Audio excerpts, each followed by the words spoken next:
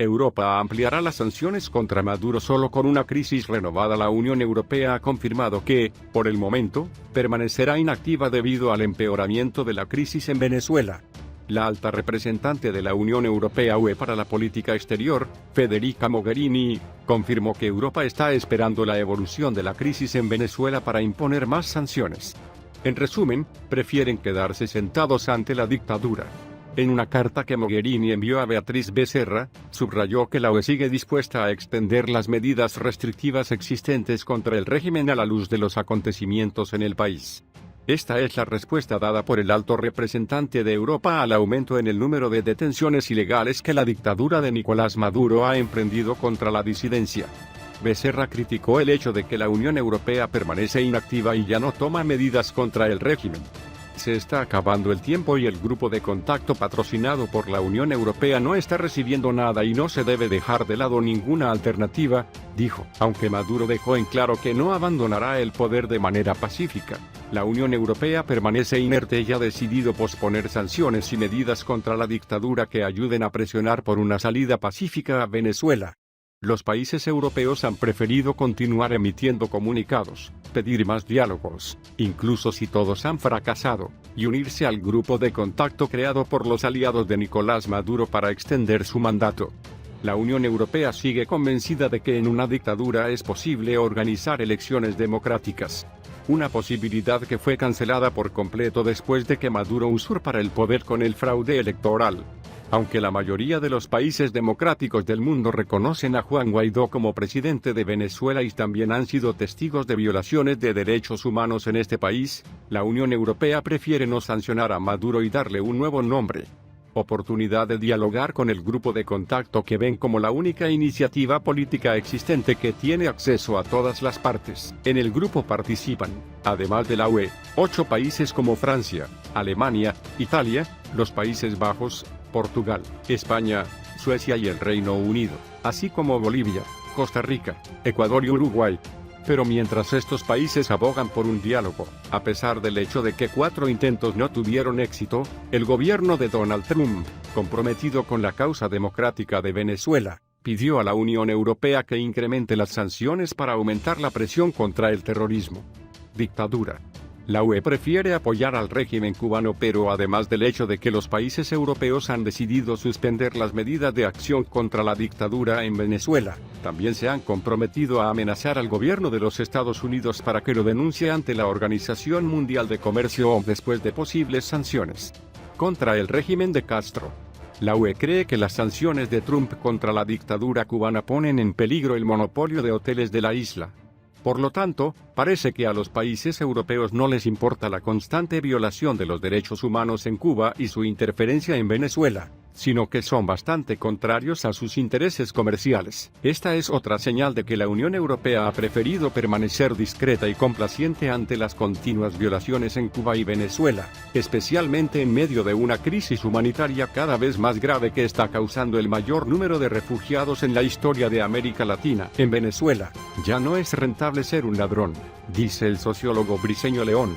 Era verano de 2002 y el incendio había devastado casi 2.5 millones de hectáreas en los Estados Unidos.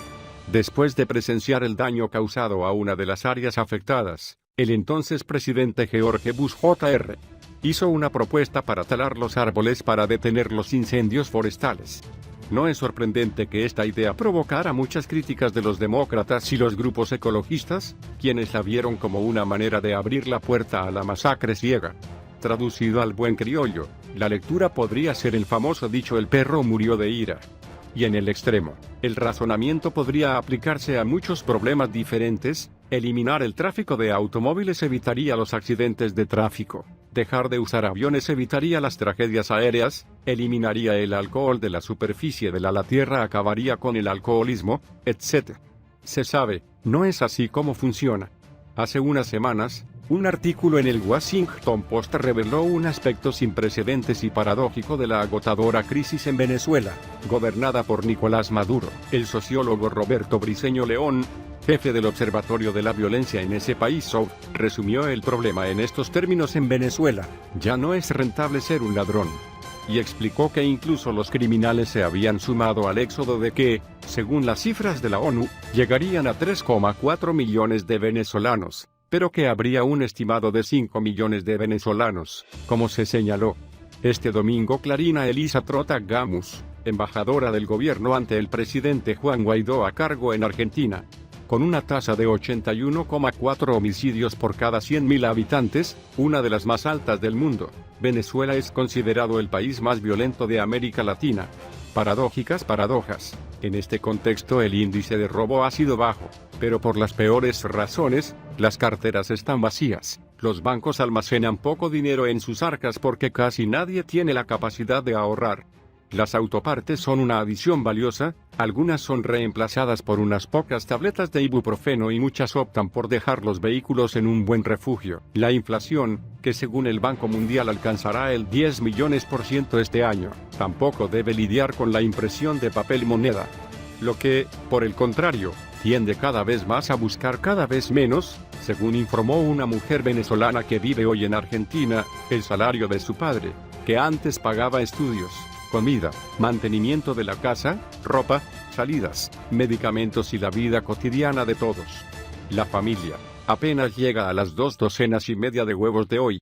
La disminución de las agresiones, sin embargo, no disminuyó la violencia. Según el OVV, más de 283 jóvenes menores de 30 años mueren cada semana a causa de ello. En lo que va del año, dijo Briceño, las fuerzas de seguridad han matado a 15 personas por día, y agregó que el 91% de los homicidios quedan impunes. El Banco Mundial, que ha calculado que se espera que el PIB venezolano se reduzca en un 25% este año, ha calificado al PIB actual como la peor crisis de la historia moderna en la región. Una crisis global, institucional, económico, la salud, la alimentación, la seguridad. La gente se está muriendo por falta de suministros en los hospitales, la desnutrición es rampante, las infecciones y las epidemias aumentan con la falta de agua potable. La solidaridad ya está haciendo su trabajo, pero no es suficiente. El Observatorio de la Diáspora Venezolana preguntó a los emigrantes qué les gustaría cambiar para regresar a Venezuela. La respuesta de la mayoría fue que me garanticen el derecho a la vida. Un grupo de jóvenes venezolanos que viven en los Estados Unidos ha implementado una iniciativa para ayudar a los venezolanos y ha puesto en venta un papel higiénico con la cara de Nicolás Maduro en la Amazonía. Las fotos con las imágenes de Maduro en las caras del periódico se han convertido en una tendencia en las redes sociales, después de que el periodista Maybort Petit las compartiera en su cuenta de Twitter. Los ingresos cuestan $8.95 y los recaudados se destinarán a la Fundación Venezuela Live Aid, dijo el reportero. En el papel higiénico, puedes ver una caricatura del jefe chavista que parece enojado y que también tiene un pájaro azul sobre su hombro. En años anteriores, Maduro había declarado públicamente que hablaba con pájaros. La situación suscitó muchas críticas y sus asesores le sugirieron que ya no hablara de eso, pero luego mencionó que había hablado con pájaros. Ahora, este hecho ha sido utilizado por diseñadores de papel higiénico, colocando a Maduro delante de un fondo rojo. El papel sanitario que aparece en inglés con el nombre de papel higiénico Nicolás Maduro tiene 5 estrellas en Amazon, y su única descripción es papel higiénico en el que aparece la cara de Nicolás Maduro. Crisis en Venezuela. El país petrolero está sumido en una de las crisis económicas, financieras y humanitarias más graves de la historia moderna, que el régimen atribuye a las sanciones impuestas por los Estados Unidos. Los problemas de suministro empeoraron en marzo con cortes de energía, con muchas personas que luchan por acceder a los productos básicos y al agua. En esta realidad, más de 3 millones de venezolanos han huido del país para escapar de la hiperinflación, la escasez de alimentos y drogas y la inestabilidad política. El papel higiénico es también uno de esos productos raros en su país. El dinero recaudado de la venta de papel higiénico es para una buena causa y es la Fundación Venezuela Live Aid que recientemente dio un concierto en Cúcuta, Colombia, con artistas latinoamericanos. El producto provocó la hilaridad en las redes sociales, y muchos aplaudieron el ingenio de sus creadores, los venezolanos que actualmente residen en Nueva York. La idea tuvo mucho éxito, dijo un usuario de Twitter, mientras que otros fueron más lejos e hicieron sugerencias. Debería tener dibujos de varios personajes, Diosdado, Mario Silva, Padrino, etc., escribe otro. En Venezuela, Maduro siempre ha negado la existencia de una crisis humanitaria. Sin embargo, el 16 de abril, el envío de primeros auxilios de la Cruz Roja autorizado por el régimen llegó al país. En febrero, el presidente interino de Venezuela, Juan Guaidó, solicitó ayuda humanitaria para ingresar a la frontera con Colombia y Brasil, pero el régimen lo impidió. Nuestra gente puede decir con orgullo que la ayuda humanitaria está en el territorio nacional, gracias a la presión y movilización de todos en las calles.